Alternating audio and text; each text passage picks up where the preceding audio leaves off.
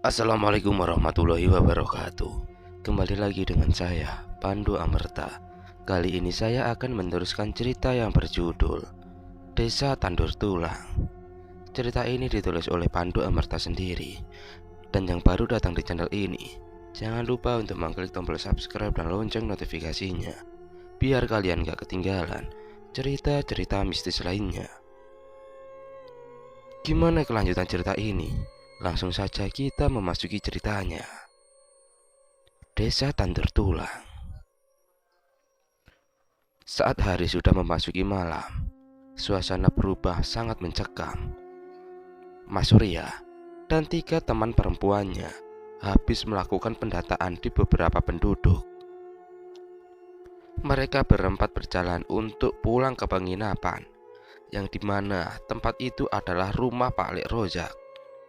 Tetapi saat mereka melewati jembatan yang ada di ujung desa, mereka melihat ada nenek-nenek yang seperti pulang dari kebun dan sedang membawa kayu bakar yang digendong di punggungnya. "Permisi Mbah," sapa Mas Surya dengan ramah. Nenek tersebut tidak menjawab perkataan Mas Surya, hanya membalas dengan lirikan. Mereka berempat terus berjalan karena waktu sudah mepet hampir maghrib.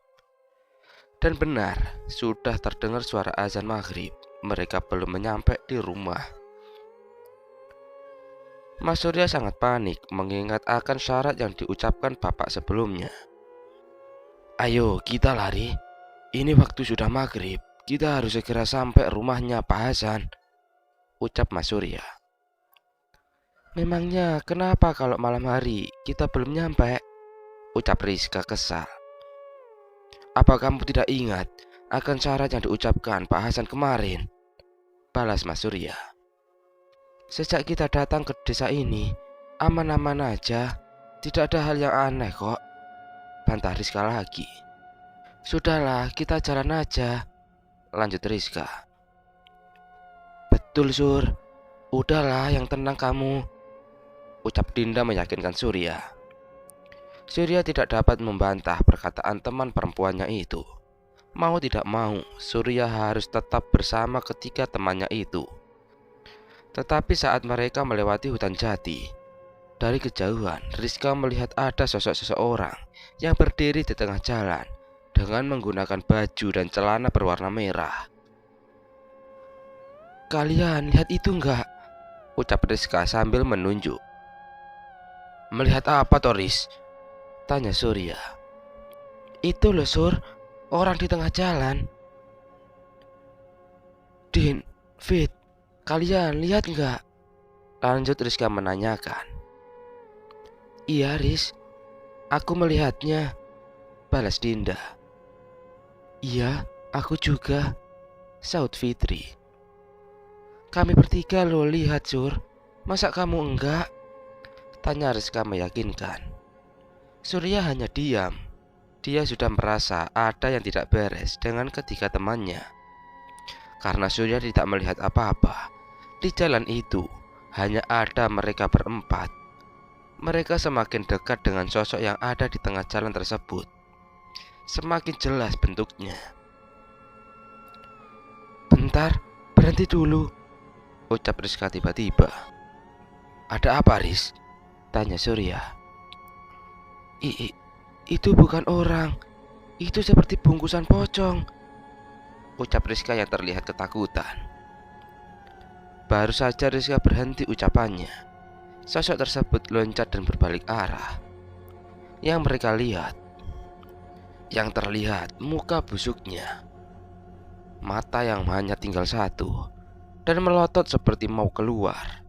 Rizka, Dinda dan Fitri yang melihatnya langsung tidak bisa bergerak, seperti orang yang sedang melamun. Surya mencoba menyadarkan ketiga temannya tersebut, tetapi ketiga temannya tersebut hanya diam saja dengan tatapan kosong. Sosok pocong tersebut melompat-lompat menuju ke arah 4 orang tersebut. Saat sudah dekat, Surya merasa bulu kuduknya berdiri, tetapi dia tetap tidak bisa melihatnya. Tiba-tiba ketiga temannya terjatuh, tak sadarkan diri. tanpa Surya melihat ketika temannya tersebut diludahi oleh sosok pocong itu. Surya tidak tahu apa yang harus dia lakukan, karena nggak mungkin dia meninggalkan teman-temannya itu dengan kondisi yang tak sadarkan diri. Saat Surya sudah frustasi, dia mendengar teriakan seseorang. "Mas Surya, cepat ke sini, Mas." "Pak Hasan," balas Surya langsung berdiri ke arah bapak. Sosok pocong tersebut langsung melayang mengikuti Mas Surya. Tetapi saat dekat dengan bapak, pocong tersebut mendapat tamparan keras dari bapak, yang mengakibatkan sosok pocong tersebut langsung tersungkur. Karena tangan dan kakinya terikat, dia tidak bisa berdiri lagi.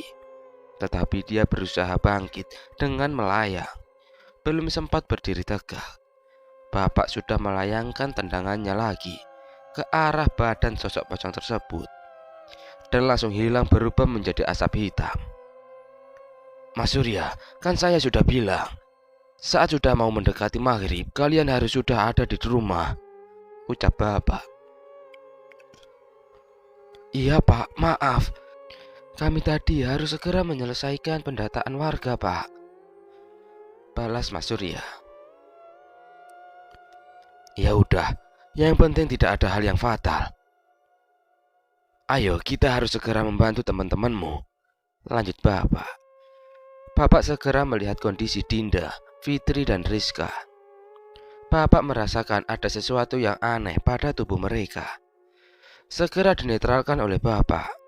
Dan benar, ada asap hitam yang keluar dari tubuh mereka bertiga. Mereka tidak kunjung sadar. Akhirnya bapak menghubungi kepala desa untuk membantu. Saat sudah di rumah, Dinda dan Fitri terbangun dari pingsannya. Tetapi Rizka masih belum sadarkan diri. Terlihat Dinda dan Fitri sangat lemas, tetapi Surya sudah menyediakan beberapa makanan untuk mereka berdua. "Din, Fit, ini makan dulu biar cepat pulih," ucap Surya. "Emangnya kami habis kenapa toh, Sur?" tanya Dinda. "Kamu nggak ingat sama sekali, Din, yang telah kalian alami?" tanya Surya lagi. "Tidak, Sur, aku tidak ingat sama sekali. Kamu ingat nggak, Fit?" tanya Dinda pada Fitri. "Entah, kepalaku masih sangat pusing," ucap Fitri dengan mengambil makanan. "Kalian sudah baikan? Mbak Rizka belum sadar," ucap bapak dari arah luar kamar. "Belum, Pak," jawab Surya khawatir. Bapak beranjak memasuki kamar dan duduk di sebelah Rizka. Baru saja bapak mau memegang kepalanya, tiba-tiba Rizka berteriak dengan sangat kencang. Dinda dan Fitri yang duduk di sebelah Rizka, dengan refleks mereka meloncat menjauh.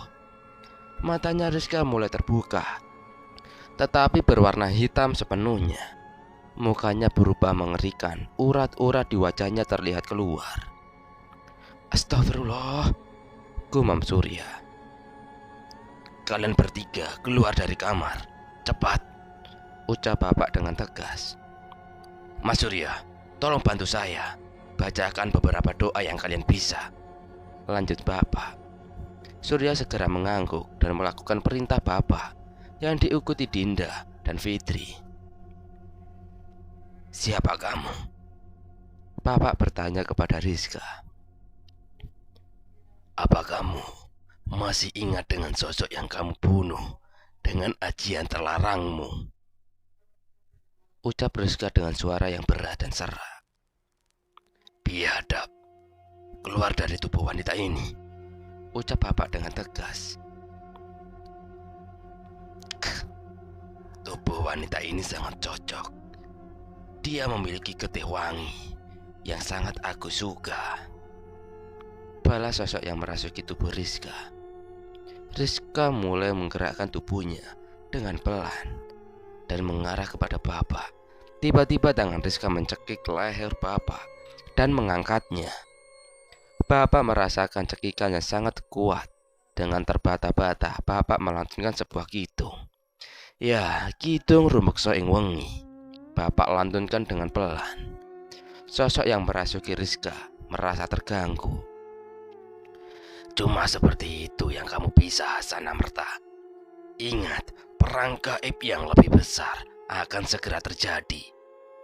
Apu sudah mengumpulkan beberapa sekutunya untuk menghabisi seluruh keturunan Amerta, ucapnya. Sosok tersebut langsung melesat keluar rumah dengan membawa tubuh Rizka. Bapak, Surya, Dinda, dan Fitri langsung mengejar Rizka yang masih dirasuki sosok iblis. Di luar rumah, Rizka terus melesat seperti menuju ke suatu tempat.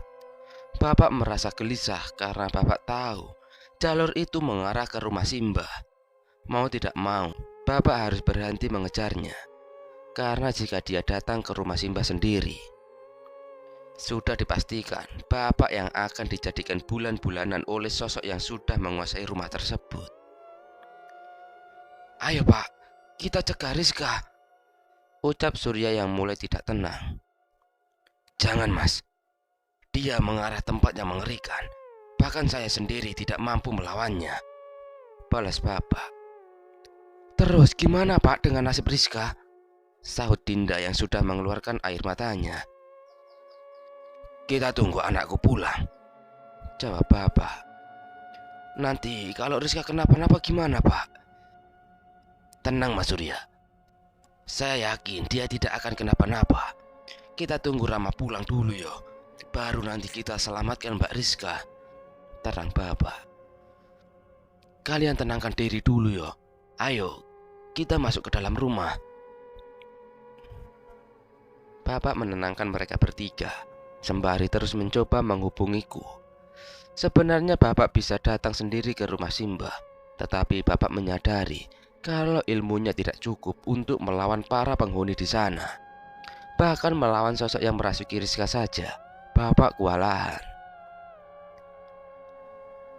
Ini Mas Surya, yang saya takutkan jika ada orang luar masuk ke dalam desa, ucap Bapak. Sebenarnya apa yang terjadi di desa ini Pak? Tanya Surya penasaran. Begini, sebenarnya saya tidak ingin kalian tahu, tapi karena sudah ada kejadian yang menimpa kalian, saya akan menceritakan semuanya, jawab Bapak. Bapak menceritakan semua dari awal. Kenapa bisa sampai ada gangguan makhluk-makhluk yang mengerikan, mulai dari kematian Simbah sampai perang gaib yang dimana Bapak dan kedua Pak Lego melawan pasukan-pasukan makhluk gaib tersebut. Dengan cerita Bapak, Surya mendengarnya saja sudah merasa merinding. Dia setengah tidak percaya dengan kejadian itu, tetapi mengingat apa yang telah terjadi sama Rizka, dia mulai memahami kenapa ada peraturan yang tidak boleh dilanggar. Tapi Rizka masih bisa diselamatkan kan Pak? Tanya Surya. Belum tahu Mas, kita menunggu Rama pulang dulu. Semoga saja Mbak Rizka masih bisa kita selamatkan, jelas Bapak. Memangnya Mas Rama kemana Pak? Dari kemarin kok nggak pulang? Tanya Surya. Ada urusan penting yang tidak bisa saya jelaskan Mas. Kita tunggu saja. Kalau sampai besok pagi Mas Rama belum pulang juga, aku akan berangkat sendiri Pak, ucap Surya dengan nada sedikit kesal. Sudah Sur, kita ikuti aja omongan dari Pak Hasan, ucap Dinda untuk menenangkan Surya. Bapak tidak mengatakan apa-apa lagi. Dia langsung keluar rumah dan duduk di kursi seperti biasa. Dia melindungi desa dengan cara meraga sukma. Di perjalanan, aku dibonceng sama Mas Fajar. Tubuhku sedikit merasa enakan setelah dinetralkan oleh Mbah Jum, tetapi masih terasa sedikit sakit dan lemas. Aku meminta Mas Fajar untuk mencari tempat istirahat sambil mencari makan. Di warung langganan saya aja ya Mas, dekat terminal, ucap Mas Fajar. Aku ngikut aja mas. Di mana aja yang penting kita bisa istirahat. Jawabku dengan menyandarkan kepala di punggung Mas Fajar. Tak terasa aku sudah tertidur dengan lelap. Seperti baru saja memejamkan mata, Mas Fajar sudah membangunkanku. Ternyata matahari sudah menampakkan dirinya. Dan kami berdua sedang berada di depan sebuah warung. Terlihat ramai sekali warung tersebut. Mas Fajar langsung mengajakku untuk lewat belakang. Ternyata warung itu adalah warung langganan Mas Fajar untuk menitipkan produknya. Loh, Mas Fajar udah datang? Sambut seorang pria pemilik warung. Getuk yang kemarin sudah habis mas. Sekarang bawa berapa mas? Ucap pemilik warung itu. Maaf Pak Budi, sekarang lagi nggak bawa. Ini baru mau pulang. Habis dari rumah temen. Ucap Mas Fajar berbohong. Sekarang mau sarapan aja Pak. Ini sudah lapar banget. Lanjut Mas Fajar. Oh gitu yo mas. Ya udah, ini uangnya yang kemarin. Terus sekarang mau makan apa? Balas Pak Budi. Sama sayur ikan lele aja Pak. Mas Rama, mau sarapan pakai apa? Samain punya Mas Fajar aja Pak. Jawabku sembari duduk di kursi. Oke, tunggu sebentar yo mas. Sahut Pak Budi sambil masuk ke dalam. Mas Fajar kembali duduk di sebelahku. Sambil menunggu pesanan, aku menyalakan rokokku. Aku sambil berbincang ringan dengan Mas Fajar. Mas, kamu udah nikah mas? Tanyaku. Lah, yo belum toh mas. Belum menemukan yang pas di hati. Balasnya. Lah Mas Rama sendiri udah menikah? Tanya balik Mas Fajar. Sudah mas, tapi lagi di Jawa Timur sekarang. Soalnya lagi hamil. Balasku. Pak, mau pesen pak? Nasi sama ayam yo pak. Ucap seorang laki-laki yang baru saja datang. Dia langsung duduk berseberangan denganku. Dan aku melihatnya. Dia tersenyum kepadaku. Aku pun membalas senyumannya. Sepertinya dia orang dari jauh, karena dilihat dari pakaiannya yang sedikit rapi. Tetapi aku menyadari sesuatu dari orang tersebut. Ada sosok wanita yang duduk di sebelahnya. Wanita itu sangat cantik, anggun. Bahkan aku sedikit kagum melihatnya.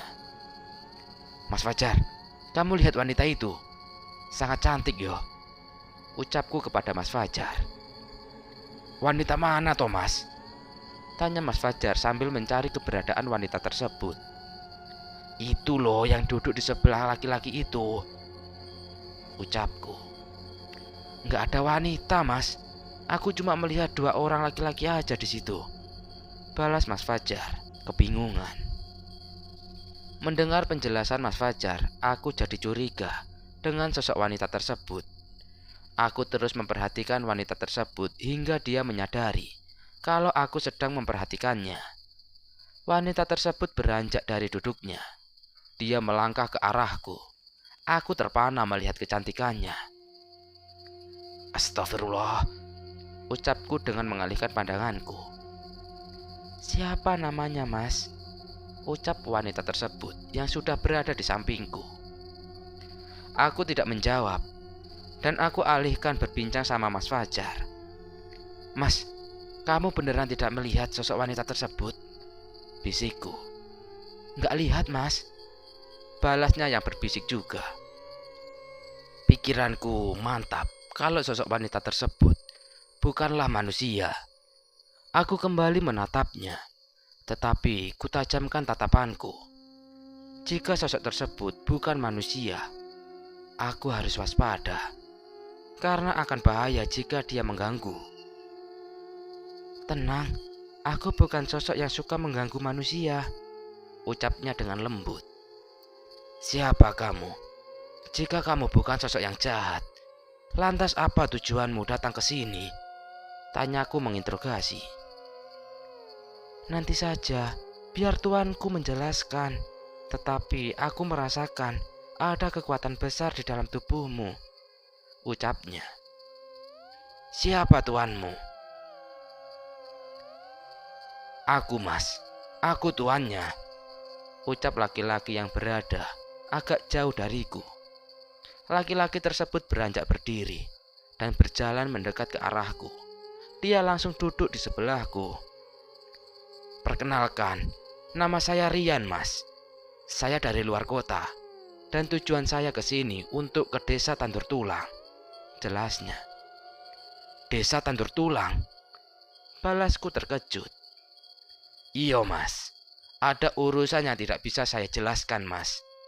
Lah, Masnya ini dari mana dan mau kemana? Tanya laki-laki yang bernama Rian. Saya dari rumah teman, Mas, dan mau pulang. Kebetulan rumah saya ada di desa tujuan Mas, balasku. Mas dari desa Tandur Tulang? Iya, Mas. Oh iya, saya belum memperkenalkan diri. Nama saya Rama, Mas. Dan ini teman saya namanya Fajar.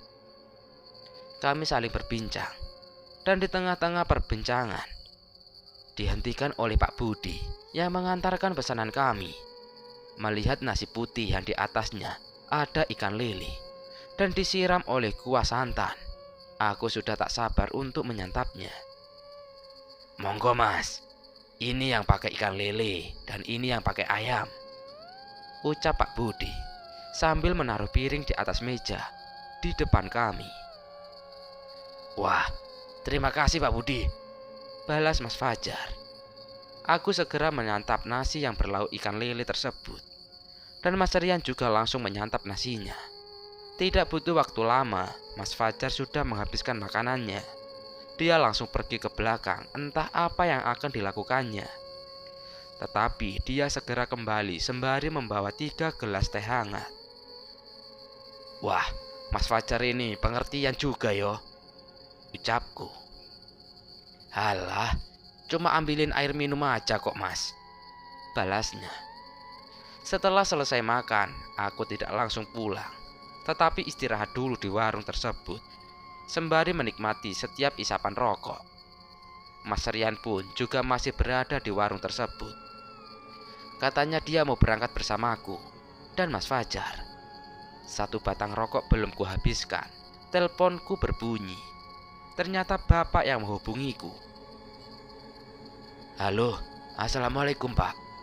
Ada apa? Gimana, kamu sudah selesai apa belum?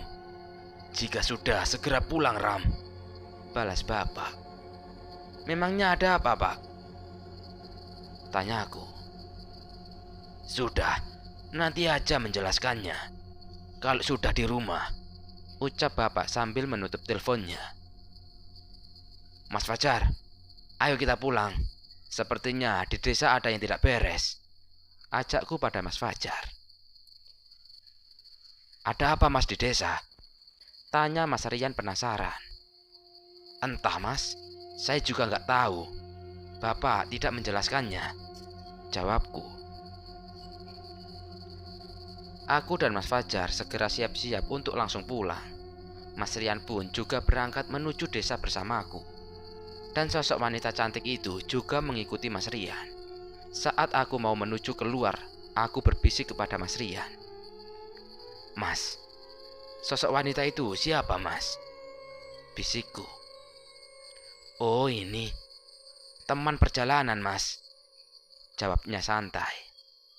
Aku hanya mengangguk, yang menandakan memahami perkataan Mas Rian. Aku dan Mas Fajar mulai berjalan pulang dan diikuti oleh Mas Rian. Saat sudah memasuki gapura desa, Mas Rian berhenti seperti merasakan sesuatu. Dan sosok wanita yang bersamanya langsung melesat terbang ke atas, mencari apa yang dia rasakan. Tetapi aku sendiri tidak merasakan apa-apa. Aku pun ikut berhenti. Ada apa, Mas? Tanya aku. Padahal ini masih siang. Kenapa ada energi sangat kuat sekali? Balasnya. Dari arah mana energinya, Mas? Tanyaku lagi. Sepertinya dari arah barat, Sosok wanita yang bersama Mas Rian kembali dan melaporkan kepada Mas Rian. "Rian, ada yang tidak beres ini. Kita harus segera bertemu dengan bapak-bapak itu," ucapnya. "Ya udah Sinta, kita langsung berangkat saja," balas Mas Rian. "Mas Rama, aku duluan yo. Semoga kita bisa bertemu lagi nanti," ucapnya dan langsung berangkat.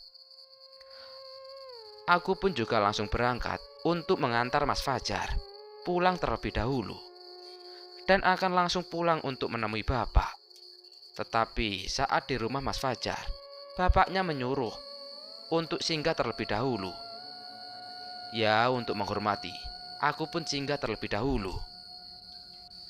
"Mas, desa ini semakin parah. Semoga masnya bisa cepat menyelesaikannya yo," ucap bapaknya Mas Fajar. "Baik pak, saya minta doanya yo. Semoga desa ini bisa kembali seperti dulu lagi," balasku. "Oh iya, kemarin para warga mendapatkan teror pocong merah mas.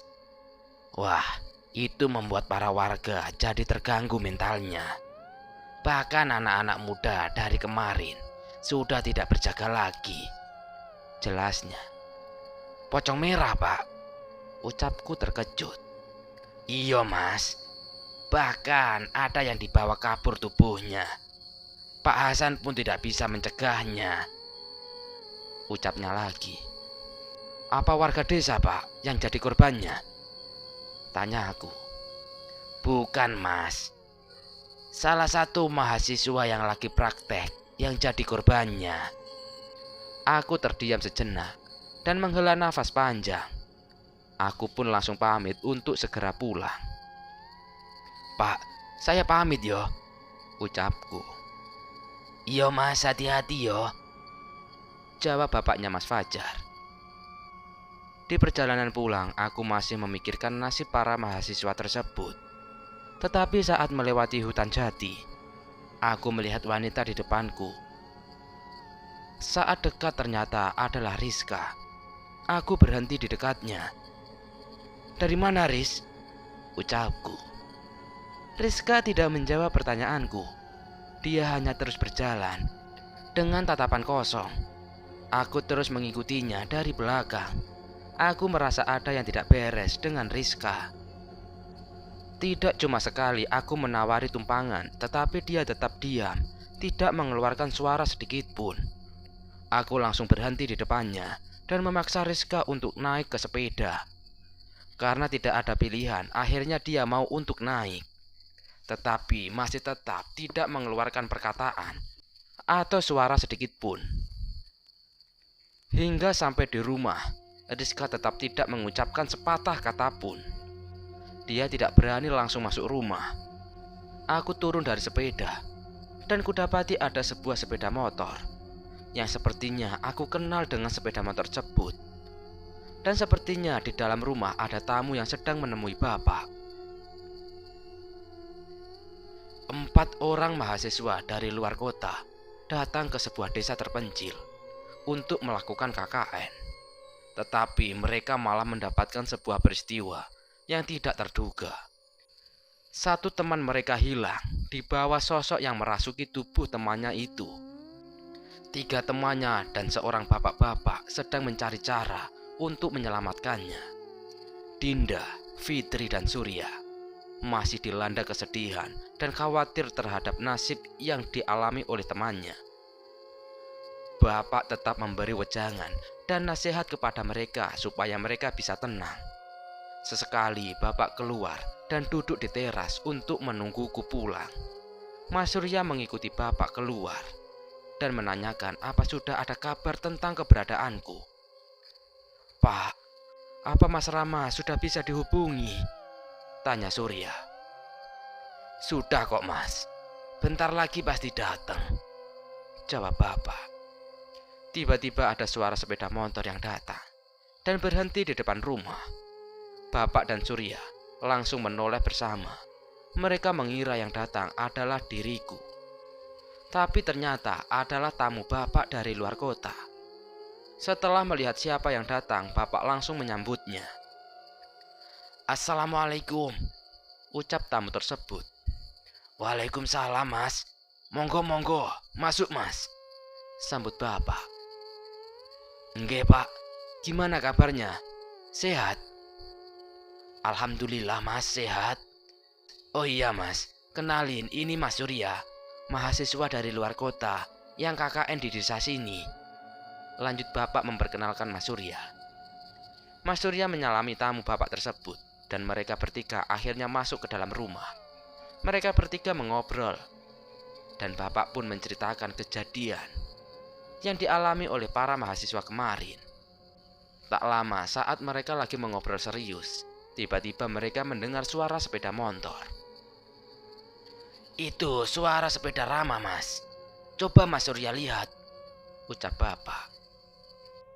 Aku mengajak Rizka untuk masuk ke dalam rumah. Tetapi raut wajah Rizka sangat aneh. Mukanya sangat pucat, pandangannya kosong. Aku menggandeng tangannya dan mengajaknya masuk. "Assalamualaikum," salamku. "Waalaikumsalam. Rizka?" jawab Surya terkejut. "Ada apa, Thomas? Kayak lihat hantu aja." Surya tidak menjawab, dia menatapku dan Rizka seperti orang yang sedang melihat hantu. Aku langsung masuk dan mengabaikan respon Surya. Saat aku sudah di dalam rumah, aku menyalami bapak. Dan waktu mau menyalami tamunya bapak, aku kaget melihat wajahnya. "Loh, Mas Rian, kok bisa ada di sini, Mas?" tanyaku. "Iya, Mas. Saya kesini memang mau ketemu sama Pak Hasan. Lah Mas Rama sendiri?" tanyanya kembali. "Lah Pak Hasan ini bapakku, Mas," jawabku. "Ya ampun, kok bisa kebetulan begini yo?" ucapnya. "Ada urusan apa, Mas, datang ke sini?" tanyaku lagi. "Begini loh Mas Rama." Belum sempat menjelaskan, Rizka yang masih berdiri di depan pintu tiba-tiba berteriak dan masuk ke dalam rumah. Aku, bapak dan Mas Rian langsung berdiri dan melihat ke arah pintu. Kami sudah mendapati keadaan Surya yang sudah berlumuran darah. Dan Rizka berubah menjadi sangat mengerikan. Mulutnya mengalir darah yang masih segar. Matanya yang berubah menjadi putih keseluruhan. Sosok wanita yang bersama Mas Rian langsung muncul di depan kami bertiga.